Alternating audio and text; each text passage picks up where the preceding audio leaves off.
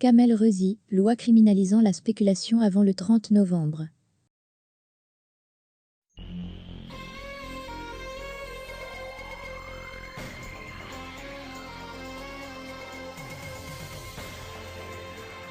Le ministre du Commerce et de la Promotion des Exportations, Kamel Rezi, a affirmé que tout agriculteur disposant d'une chambre froide ou d'un entrepôt et tout producteur ou commerçant de gros, voire importateur ou exportateur n'ayant pas déclaré ses entrepôts auprès des services du commerce avant le 30 novembre sera passible des sanctions rigoureuses prévues dans le projet de loi sur la spéculation en cours d'élaboration. Dans un entretien à le ministre a indiqué avoir prolongé l'avertissement délai de dépôt des déclarations par les propriétaires d'entrepôts à travers le territoire national jusqu'au 30 novembre pour leur permettre d'exercer leurs activités dans un cadre légal et réglementé et favoriser leur suivi par le secteur. À partir du 1er décembre prochain, tout entrepôt ou chambre froide réservée aux produits alimentaires, aux fruits et légumes ou à d'autres produits non déclarés seront considérés comme lieux de monopole et de spéculation en vertu de la nouvelle loi en cours d'élaboration, en coordination avec les ministères de la Justice, du Commerce et de Promotion des Exportations qui criminalisent la spéculation.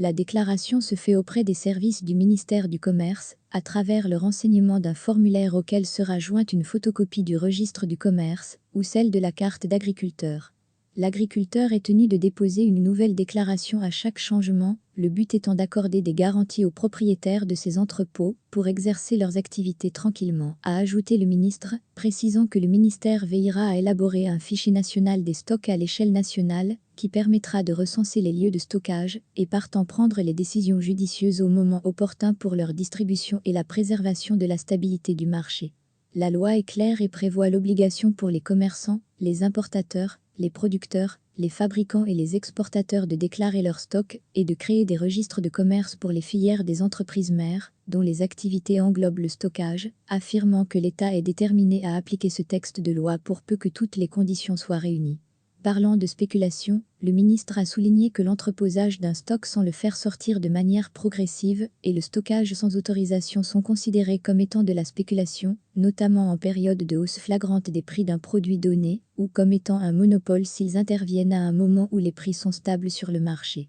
Selon l'article 2 du projet de loi, la spéculation englobe tout stockage ou dissimulation de biens ou de marchandises dans le but de provoquer une pénurie sur le marché ou une perturbation de l'approvisionnement, ainsi que toute augmentation ou diminution factice des prix des biens, marchandises ou titres, directement ou indirectement, ou par un intermédiaire, ou en utilisant des moyens électroniques, ou d'autres méthodes ou moyens frauduleux. Le monopole fait partie de la spéculation ou son prélude, tandis que la spéculation constitue le pire type de monopole, a estimé le ministre, rappelant que la lutte contre ces transactions illégales était prévue par la loi fixant les règles régissant les pratiques commerciales de 2004. Selon le nouveau texte en cours d'élaboration, le monopoleur risque une peine pénale de 2 à 4 ans de prison, tandis que la peine pour le spéculateur peut aller jusqu'à 30 ans de prison, voire à perpétuité s'il est établi que son activité a été exercée sous une forme organisée, association de malfaiteurs. Quant aux sanctions commerciales applicables aux spéculateurs, le ministre a précisé que le texte de loi stipule la radiation et l'interdiction définitive de l'activité commerciale, alors que les commerçants impliqués dans le monopole sont exposés au retrait de leur registre du commerce pour plusieurs années.